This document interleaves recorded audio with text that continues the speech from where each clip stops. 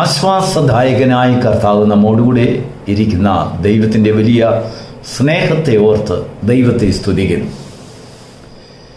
തിരുവചനത്തെ ധ്യാനിപ്പാൻ കർത്താവ് ഒരു പ്രഭാതം കൂടെ നമുക്കായി കാത്തുവെച്ചല്ലോ. പെന്തക്കോസ്റ്റ് മെസ്സഞ്ചർ യൂട്യൂബ് ചാനലിൽ കൂടെ ഈ പ്രഭാത സന്ദേശം കേൾക്കുന്ന എല്ലാ പ്രിയപ്പെട്ടവരെയും ഈ തരുണത്തിൽ കർത്താവ് ധാരാളമായി അനുഗ്രഹിക്കുമാറാകട്ടെ. നമ്മുടെ ചിന്തയ്ക്കായി തിരുവചനത്തിൽ നിന്നും ഒരു വേദഭാഗം വായിക്കാം.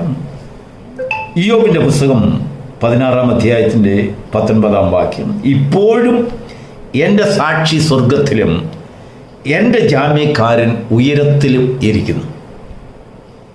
അതൊരു വലിയ സാക്ഷ്യമാണ്, അനുഭവമാണ്, പ്രത്യാശയുടെ വാക്കാണ്.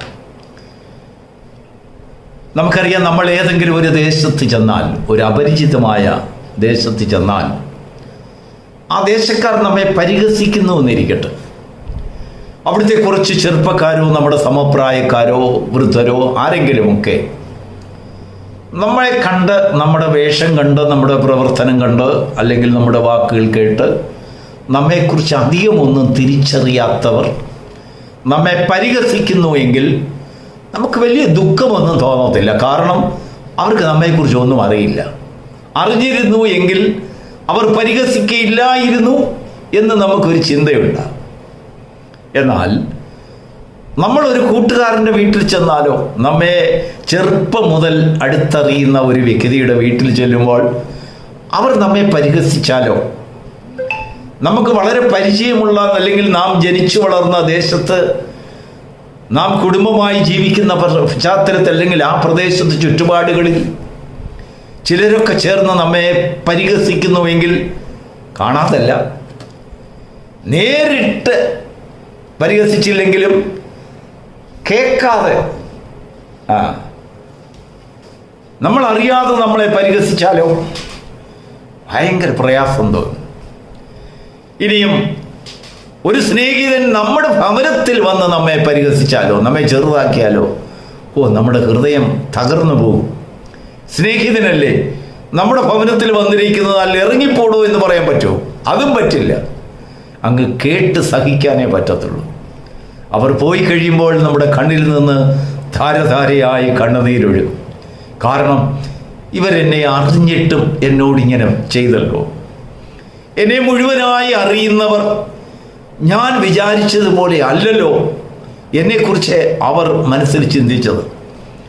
എനിക്കൊരു താഴ്ച വന്നപ്പോൾ, എനിക്കൊരു ക്ഷീണം വന്നപ്പോൾ അവരിലെ യഥാർത്ഥ സ്വഭാവം വെളിപ്പെടുത്തി. പരിഹാസം, നമ്മെ താഴ്ത്തി കാണിക്കുക, കുറ്റപ്പെടുത്തുക, ദൈവം നമ്മെ കൈവിട്ടു എന്ന് സമർത്ഥിക്കുക. ആ ശിക്ഷയെല്ലാം നമുക്ക് വരുന്നതായ സകല ക്ഷീണങ്ങളും ദുഃഖത്തിൻ്റെ അവസ്ഥകളുമെല്ലാം കണ്ടോ, ദൈവം നിനക്ക് വരുത്തുന്നതാണെന്ന് ഉണ്ടാക്കി പറയുക. അങ്ങനെ ഉണ്ടാക്കി പറയുവാൻ അവർ ഒരുപാട് കാരണം കണ്ടെത്തുക.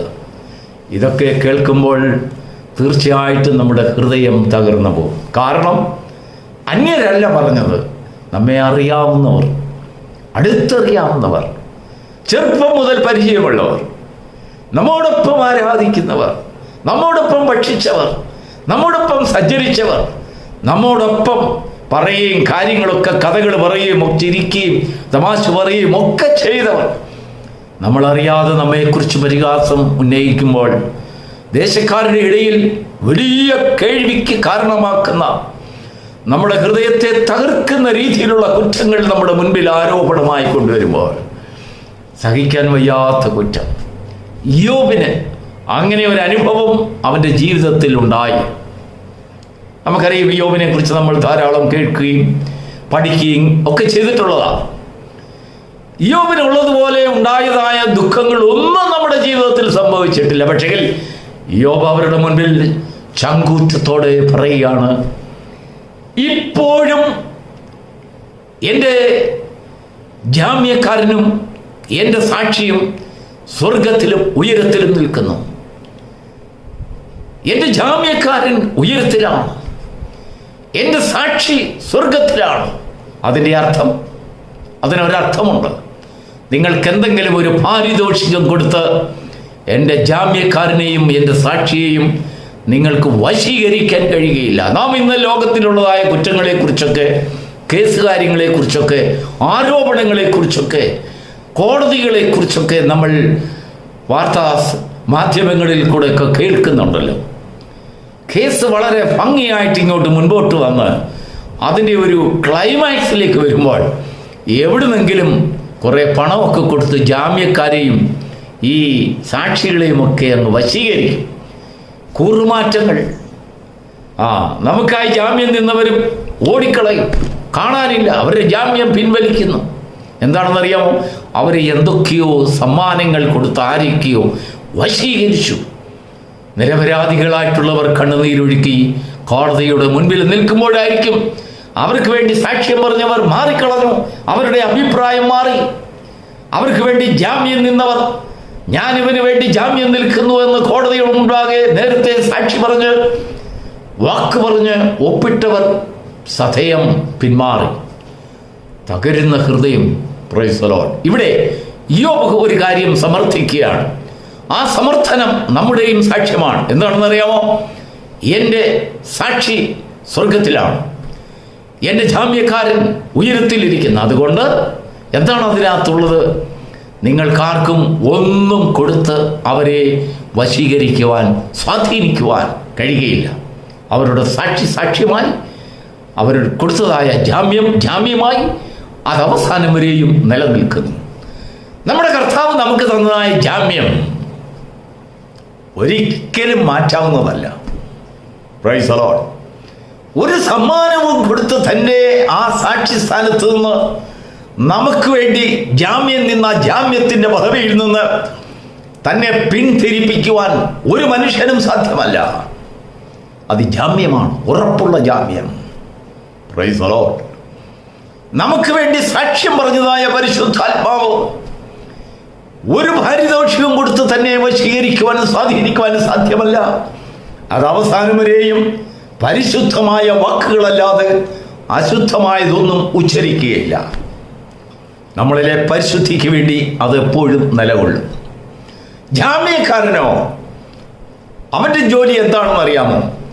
ഇവൻ എന്തെങ്കിലും തെറ്റ് ചെയ്തിട്ടുണ്ടെങ്കിൽ അവൻ്റെ മേൽ ഇട്ടുകൊള്ളുക. Price the Lord. നമ്മുടെ കർത്താവ് നമുക്ക് വേണ്ടി തന്നതായ ജാമ്യം അതാണ്. അവന് വേണ്ടി ഞാൻ ജാമ്യം നിൽക്കുന്നു, അവനെ വിടുവിക്കുക, അവനെ പുറത്തു കൊണ്ടുവരിക, അവനെ വെറുതെ വിടുക. ആ കുറ്റം ഞാൻ ഏറ്റെടുക്കുന്നു. കർത്താവായ യേശു ക്രിസ്തുവിൽ കൂടെ നമുക്ക് ലഭിച്ചതായ ജാമ്യം അതാണ്. ഈ പ്രഭാതത്തിൽ ദൈവത്തിൻ്റെ ആത്മാവ് നമ്മുടെ മുൻപിൽ വെളിപ്പെടുത്തുന്നതായ കാര്യം, നിന്റെ സാക്ഷി സ്വർഗത്തിലാണ്, നിന്റെ ജാമ്യക്കാരൻ ഉയരത്തിൽ വസിക്കുന്നു. അവൻ്റെ സാക്ഷ്യവും അവൻ്റെ ജാമ്യവും നിന്റെ അവസാനം വരെയും, അവസാന ശ്വാസം വരെയും നിനക്ക് വേണ്ടി എന്നും ഉറപ്പോട് നിലനിൽക്കുമെന്നുള്ള ഒരു വാഗ്ദാനം ഈ പുതിയ പ്രഭാതത്തിൽ, ഈ പുതിയ വർഷത്തിൻ്റെ ഈ പുലരിയിൽ കർത്താവ് നമുക്ക് വേണ്ടി വാഗ്ദാനം ചെയ്യുകയാണ്. അതിനെ കീഴട്ടുള്ളതായ വാക്യം താൻ എഴുതുകയാണ്. അവനും എൻ്റെ സ്നേഹിതന്മാർ എന്നെ പരിഹസിക്കുന്നു, എൻ്റെ കണ്ണോ ദൈവത്തിങ്കിലേക്ക് നോക്കി കണ്ണുനീർ പൊഴിക്കുന്നു. ഭക്തന്മാർക്ക് അത് മാത്രമേ ഉള്ളൂ ആശ്വാസം. സ്നേഹിതന്മാർ വന്ന് നമുക്കെതിരായി സാക്ഷ്യം പറയുമ്പോൾ നമ്മുടെ കണ്ണ് പർവ്വതങ്ങളിലേക്ക് നോക്കുക. ഞാൻ എൻ്റെ കണ്ണ് പർവ്വതങ്ങളിലേക്ക് ഉയർത്തും, എനിക്ക് സഹായം എവിടെ നിന്ന് വരും? അതാ നിന്റെ സഹായവുമായി ഒരുവൻ വരുന്നു. പെട്ടെന്ന് സങ്കീർത്തനക്കാരൻ പറയാം, ഓഹോ, എൻ്റെ സഹായം ആകാശത്തെയും ഭൂമിയെയും സൃഷ്ടിച്ച ദൈവത്തിങ്കിൽ നിന്ന് വരുന്നു എന്ന് ഞാൻ ഇപ്പോൾ അറിയുന്നു. Price the Lord. വെറുതെ എന്ന് പറഞ്ഞതല്ല, ഈ സഹായം കൈക്കൊണ്ട് അനുഭവമുള്ളത് കൊണ്ടാണ് പറഞ്ഞത്. എൻ്റെ സഹായം ആകാശത്തെയും ഭൂമിയെയും സൃഷ്ടിച്ച, ആകാശത്തെയും ഭൂമിയെയും തമ്മിൽ ബന്ധിപ്പിക്കുന്ന, അവർക്ക് മനസ്സിലാക്കുന്ന ഭാഷാവശമുള്ള ഒരുവൻ ഉണ്ട്. ആ ദൈവം, ആ ദൈവത്തിൻ്റെ കയ്യിൽ എൻ്റെ സഹായം ഇരിക്കുന്നു. തക്ക സമയത്ത് അവൻ നിനക്കായി സഹായവുമായി എഴുന്നള്ളും. ജീവിതത്തിൻ്റെ പല ദിശകളിൽ സ്നേഹിതരിൽ നിന്നും വേണ്ടപ്പെട്ടവരിൽ നിന്നും ഉപദ്രവങ്ങളേറ്റ്, അപവാദങ്ങളേറ്റ്, നിന്ദകളേറ്റ്, പരിഹാസങ്ങളേറ്റ്, ചിലതൊക്കെ ഉള്ളതിനായിരിക്കും പരിഹസിച്ചത്. എല്ലാം ഇല്ലാത്ത കാര്യമല്ല, ചിലതൊക്കെ ഉള്ളത് പറഞ്ഞായിരിക്കും നിന്നെ പരിഹസിച്ചത്. ചില കാര്യങ്ങൾ, വീഴ്ചകൾ നിന്റെ ഭാഗത്തുണ്ടായിരിക്കാം. പെട്ടെന്ന് ജാമ്യക്കാരൻ വരികയാണ്. എന്നാൽ നിന്നെക്കുറിച്ച് കള്ളം പറയുമ്പോൾ സാക്ഷി വെളിപ്പെടും. പറയും, നോ, ഇവർ പറഞ്ഞത് തെറ്റാണ്, ഇങ്ങനെയല്ല അദ്ദേഹം പറഞ്ഞത്, ഇദ്ദേഹം ഇങ്ങനെയല്ല ചെയ്തിട്ടുള്ളത് എന്ന് സാക്ഷി പറയും. എന്നാൽ ജാമ്യക്കാരൻ വരുമ്പോൾ ജാമ്യക്കാരൻ്റെ ഉത്തരവാദിത്വം, അയ്യോ ഇവൻ തെറ്റ് ചെയ്തിട്ടുണ്ടെങ്കിൽ, അവൻ്റെ അറിവില്ലായ്മയിൽ അവനിങ്ങനെ ചെയ്തിട്ടുണ്ടെങ്കിൽ അവനോട് ക്ഷമിക്കണം, അവൻ്റെ കുറ്റം ഞാൻ ഏറ്റെടുക്കുന്നു, അതിൻ്റെ പ്രായശ്ചിത്തം ഞാൻ തന്നുകൊള്ളാം, അവനെ വെറുതെ വിടുക. ഇതാണ് ഒരു സാക്ഷിയും ജാമ്യക്കാരനും ഒരു കുറ്റവാളിക്ക് വേണ്ടി ചെയ്യുന്നതായ കാര്യം. Price the Lord. ഒരു ജാമ്യക്കാരനെ കണ്ടെത്താൻ കഴിയാതെ കോടതി വളപ്പിൽ നെടുവീർപ്പിടുന്ന ജീവിതങ്ങളെ, നിന്നെ രക്ഷിക്കുവാൻ ആരും കടന്നു വരാതെ, നിനക്ക് വേണ്ടി ഒരു വാക്കുപോലും പറയുവാൻ, ഉച്ചരിക്കുവാൻ ഒരുത്തരും മുന്നോട്ട് വരാതെ നീ ഭാരപ്പെടുന്നുണ്ടെങ്കിൽ, നിനക്ക് നല്ലൊരു ജാമ്യക്കാരനെ ഈ പ്രഭാതത്തിൽ ദൈവത്തിൻ്റെ ആത്മാവ് പരിചയപ്പെടുത്തുന്നു. കർത്താവായ യേശു ക്രിസ്തു. അവൻ നിന്റെ പ്രവൃത്തി നല്ലതായതുകൊണ്ടല്ല, നീ വിശ്വസ്തനായതുകൊണ്ടല്ല, നീ എന്തെങ്കിലും നീതി പ്രവർത്തിക്കുന്നവനായതുകൊണ്ടല്ല. നിന്റെ ഭാഗത്ത് അനീതി ഉണ്ടെന്ന് അവനറിയാം, നിന്റെ ഭാഗത്ത് തോൽവിയുണ്ടെന്ന് അവനറിയാം, പോരായ്മ നിനക്കുണ്ടെന്ന് അവനറിയാം. അതെല്ലാം അറിഞ്ഞുകൊണ്ട് അവൻ ജാമ്യം നിൽക്കുകയാണ്.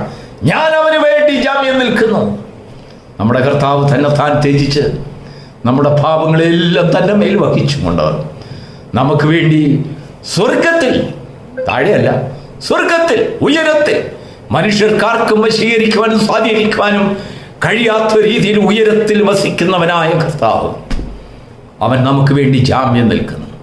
ഈ ജാമ്യക്കാരൻ്റെ ജാമ്യം സകല ഭൂതലത്തെയും ഇളക്കി മറിക്കുന്ന ജാമ്യമാണ്. ഏത് കോടതിയെയും അതിശയിപ്പിക്കുന്ന ജാമ്യമാണ്. ഒരു കോടതിക്കും നോ എന്ന് പറയുവാൻ കഴിവില്ലാത്ത ഒരു ജാമ്യം. ഇന്ന് പ്രഭാതത്തിൽ നീർന്ന ഹൃദയങ്ങൾ ധാരാളമുണ്ട് ലോകത്തിൽ. യെസ്, വിശ്വാസ ജീവിതത്തിൽ നീർന്ന ഹൃദയങ്ങളുണ്ട്. ഈ ലൗകിക ജീവിതത്തിൽ നീറിപ്പുകയുന്ന ജീവിതങ്ങളുണ്ട്. കുടുംബ ജീവിതത്തിൽ നീറിപ്പുകയുന്ന ജീവിതങ്ങളുണ്ട്. തെറ്റുകൾ പറ്റിപ്പോയി, തിരുത്താനാകാത്ത തെറ്റുകൾ, ആര് കേട്ടാലും മൂക്കത്ത് വിരൽ വയ്ക്കുന്ന തെറ്റുകൾ, അപവാദം, അനേകം പോരായ്മകൾ, താഴ്ചകൾ, ഇല്ലായ്മകൾ, ദാരിദ്ര്യങ്ങൾ. അവിടെയൊക്കെയും നിനക്ക് വേണ്ടി താണിറങ്ങി വന്ന് ഒരു പകരക്കാരൻ നിന്റെ കൈക്ക് പിടിച്ച് പറയുകയാണ്, ഞാൻ നിന്നെ കൈവിടുകയില്ല, ഞാൻ നിന്നെ ഉപേക്ഷിക്കുകയില്ല. നീ എന്നെ വിളിച്ചപേക്ഷിക്കുമ്പോൾ ഞാൻ നിനക്ക് ഉത്തരമരുളും. നിനക്ക് ജാമ്യക്കാരനായി ഞാൻ പ്രത്യക്ഷപ്പെടും. ഈ നല്ല ജാമ്യക്കാരനെ നിങ്ങളുടെ ജീവിതത്തിൽ സ്വന്തമാക്കുവാൻ കഴിഞ്ഞുവെങ്കിൽ, യോബിനെ പോലെ നിങ്ങളുടെ കഷ്ടത്തിൽ, നിങ്ങളുടെ പ്രയാസങ്ങളിൽ, നിങ്ങളുടെ ഭാരങ്ങളിൽ, നിങ്ങളുടെ ജരിക്കങ്ങളിൽ, നിങ്ങളുടെ അപഹാസങ്ങളിൽ, നിങ്ങളുടെ താഴ്ചയിൽ നിങ്ങൾക്കൊരു ധൈര്യത്തിൻ്റെ വാക്കുണ്ട്. എൻ്റെ ജാമ്യക്കാരൻ ഉയരത്തിൽ വസിക്കുന്നു, എൻ്റെ സാക്ഷികൾ ഇതാ സ്വർഗത്തിലിരിക്കുന്നു, അവരെ ആർക്കും സ്വാധീനിക്കാൻ കഴിയില്ല. അവൻ എനിക്ക് വേണ്ടി വാക്ക് തന്നിട്ടുണ്ട്. എൻ്റെ കഷ്ടതയിൽ അവൻ എനിക്ക് വേണ്ടി വെളിപ്പെടും. Praise the lord. ഈ പകരക്കാരനെയും ഈ ജാമ്യക്കാരനെയും ഈ സാക്ഷികളെയും ജീവിതത്തിൽ സ്വന്തമാക്കിയ അനേക ജീവിതങ്ങൾ, അവർ ഈ ഭൂമിയിൽ എത്ര ഭാഗ്യമുള്ളവർ. ഈ ഭാഗ്യമുള്ളവരുടെ കൂട്ടത്തിൽ കർത്താവ് നിന്നെയും ഉൾപ്പെടുത്തുവാൻ ഈ പ്രഭാതത്തിൽ ആഗ്രഹിക്കുകയാണ്. നീ പല പ്രാവശ്യം ഈ ജാമ്യക്കാരനെ കുറിച്ച് കേട്ടിട്ടുണ്ടായിരിക്കുക, ഈ സാക്ഷികളെ കുറിച്ച് നീ പല പ്രാവശ്യം കേട്ടിട്ടുണ്ടായിരിക്കുക. വീണ്ടും അവൻ ഒന്നുകൂടെ നിന്റെ അടുത്ത് വരികയാണ്, ഒന്നുകൂടെ നിന്റെ ഭാഗത്തേക്ക് വരികയാണ്, ഒന്നുകൂടെ നിന്റെ ഭവനത്തിലേക്ക് വരികയാണ്, നിന്റെ ജീവിതത്തിലേക്ക്, നിന്റെ കുടുംബത്തിലേക്ക് വരികയാണ്. പകരക്കാരനായി, ജാമ്യക്കാരനായി, സാക്ഷിയായി ഉയരത്തിൽ വസിക്കുന്നവന്റെ ആ വെളിപ്പാട്, അവന്റെ ആ ദർശനം നിന്റെ ജീവിതത്തിൽ പതിക്കുന്നുണ്ടെങ്കിൽ നീയും ഭാഗ്യവാനായി ഈ ഭൂമിയിൽ യോബിനെ പോലെ സാക്ഷ്യം പറയുന്നതിനിടയായിത്തീരും. God bless you.